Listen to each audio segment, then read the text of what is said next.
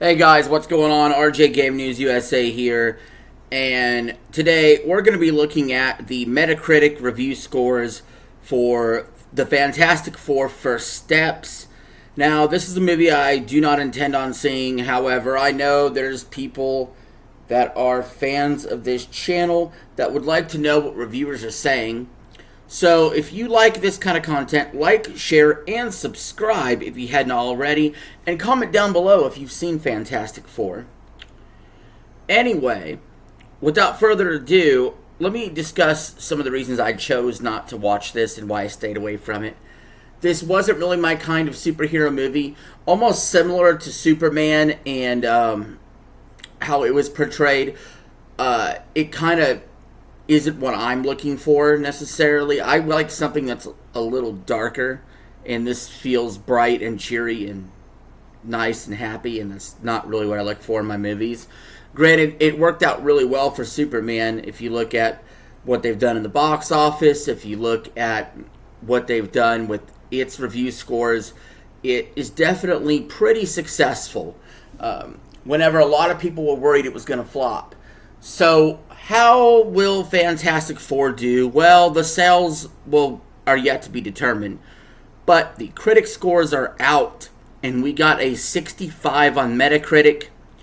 And we have 22 positive reviews, 14 mixed, and 1 negative. We will get to that negative at the very end. But let's go through some of these varying scores and some of these reviewers and what they're saying. The top score was Slash Film, saying it's set in a world that I wouldn't mind living in, even if there are occasional ineffable comic deities plotting to devour me and terrifying silver aliens ripping my soul apart with their eyes. First Steps is a superhero movie that I like. Alright, so that's a 90 from Slash Films. The Seattle Times with an 88, saying it's heartfelt, action-packed, and just plain fun, and comes with an intriguing mid-credit scene that you don't want to miss. Fantastic indeed. Consequence with an 83, saying calling First Steps the best Fantastic Four movie is accurate and also easy thanks to the low-budget hilarity of 1994's Roger Corman-produced effort, the two lackluster, blatantly sexist 2000s movies, and John Trank's 2015 disaster. Oh man, I really, really hate movie reviewers that they just want to go out and say the previous movies of the franchise is sexist. It's sexist. Everything that was done in the early 2000s was sexist. Go fuck yourself. Empire with an 80. With an exemplary cast and shiny new alt universe to enjoy, this is the best Fantastic Four yet. And if that's a bar too low for you, then it's also the best Marvel movie in years. Wrong. Definitely not the best Marvel movie in years. There's no way.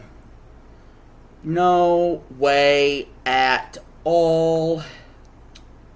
That's where you have to, I mean, come on, guys. That's over the top. USA Today with a 75.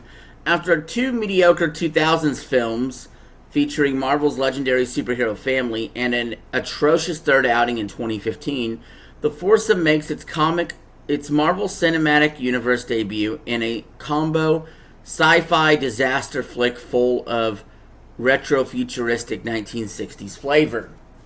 Do you notice a common theme here? People do think this is the best Fantastic Four movie.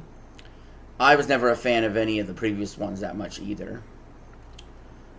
IGN with a 70, saying these first steps may not be the great strides I was hoping for, but they sure are footing for Fantastic Four to officially leap into the MCU. Alright. We're just kind of going around. A 67 from the AV Club. For a lot of Marvel fans, it will be more than enough. For the more superhero skeptical, it offers a helpful example of how simply skipping the origin stuff on the fourth try doesn't automatically confer a sense of dramatic urgency or comic book wonder. And we have a 65 from Film Threat. The Fantastic Four First Steps is good when it should have been great. Polygon with a 63 in the last positive review says it's a silly, family-friendly story that stands on its own without expecting its audience knows what came before or cares much about what comes after.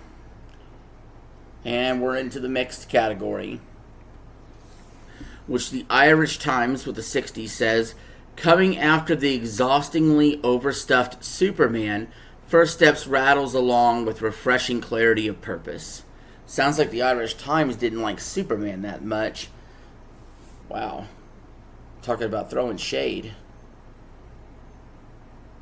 There's a ton of 60s on here. And then a 58 by the playlist. Marvel's First Steps may feel somewhat unique in tone, carefree and blithe in a manner audiences hadn't seen before, and yes, these inaugural strides are the best version of these heroes to be experienced on screen. But unfortunately, that doesn't necessarily pull me in. The Film Verdict with a 50.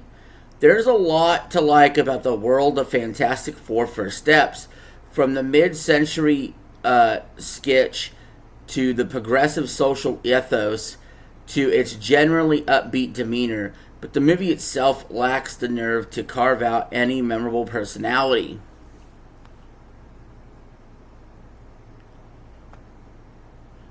And finally, the negative review from the New York Post, a 38, where they say First Steps marks a slight improvement from the preceding trilogy of terror, but Marvel still can't nail what should be one of its premier attractions.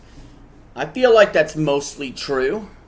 I feel like Fantastic Four in general should have been bigger than it is on the big screen. It was really a huge comic back in the day.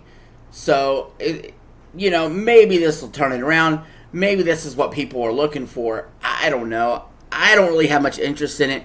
I would definitely watch Superman before I would watch this, and I haven't really watched either. So, again, I'm not the biggest superhero movie fan. So, to get me invested, I need something like Deadpool and Wolverine had me invested. Mostly because I wanted comedy out of it. Something like The Dark Knight was, in my opinion, the perfect Batman. Both the actor, the Bruce Wayne, the Batman himself, the movie itself. I like that darkness of that. And, of course, the spin-off Penguin show was very good. But, so I either tend to like it more comedy-driven or more dark. I know there's a big group of people that like superhero movies that just like action and the cool looking scenes. I've never been much of an action movie person myself either. I mostly stick to horror and comedy. So that might be part of it as well. And I'm not really into this whole Marvel Cinematic Universe and connecting everything together bullshit. It's just information that isn't important to me, and I really would prefer my movies to be more self-contained rather than being a cinematic universe of movies. But that's just my preference. I know I'm in the minority. A lot of people, especially a decade ago, would totally disagree with me. Now they're starting to come around more to my side. But we'll just have to see where this movie shakes out. We'll have to see how the sales do and really report on that at a later time. But as for me, this Friday, instead of watching that, I'll probably be watching Happy Gilmore too. And with that, guys, that's the end of the video. Thank you all for watching. Appreciate you all, and I'll see you on the next one. Peace. I'm out. Have a good one.